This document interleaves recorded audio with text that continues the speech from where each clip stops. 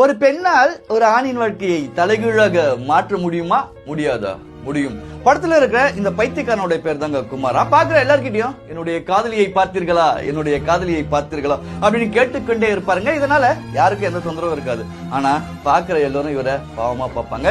நீண்ட நாட்களுக்கு முன்னாடி ஒரு பெண்ணை உண்மையா காதலிச்சிருக்காரு. அந்த பெண் கைவிட்டு விட்டதால இவரு பைத்தியமாக மாறிட்டாருங்க. இவருடைய குடும்பமும் இவரை கைவிட்டு விட்டது. ஒரு நாள் ஒரு தனியார் வங்கியில வேலை செய்யற பெண் தாங்க மயூரி. அவங்க இரவு 8:30 மணி அளவில் ஒரு பஸ் ஸ்டாண்ட்ல தனியா நின்றுட்டு இருக்காங்க. அங்க நிறைய இளைஞர்கள் ஒன்னா சேர்ந்து அந்த மயூரியை கேலியும் கிண்டலும் செஞ்சிருக்காங்க. இதை பார்த்த குமாரா ஓடி வந்து கத்தி கூச்சல் போட்டு அந்த இளைஞர்களை விரட்டி விட்டு இருக்காரு. அதுக்கப்புறம் மயூரியின் பெற்றோர்கள் வந்து கூட்டிட்டு போற வரைக்கும் அந்த மயூரிக்கு பாதுகாப்பாவே நின்று இருக்காருங்க. இந்த சம்பவத்திற்கு பிறகு மயூரிக்கு குமாரா மேல ஒரு பரிவு ஏற்பட்டது.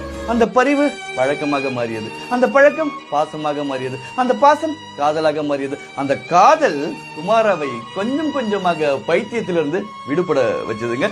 இப்போ குமாரா இலங்கையில் இருக்க மிகப்பெரிய தொழிலதிபர்களில் ஒருவர். மயூரி இல்லை என்றால் அவர் இன்னும் பைத்தியமாக தாங்க இருந்திருப்பார். ஒரு பெண்ணுடைய காதல் ஒரு பைத்தியத்தையே தொழிலதிபராக மாற்றுகிறது என்றால் உங்களுடைய காதல், உங்களுடைய அன்பு உங்களை நேசிக்கிறவங்க இல்ல நீங்க நேசிக்கிறவங்கள மாற்றி விடாதா என்ன?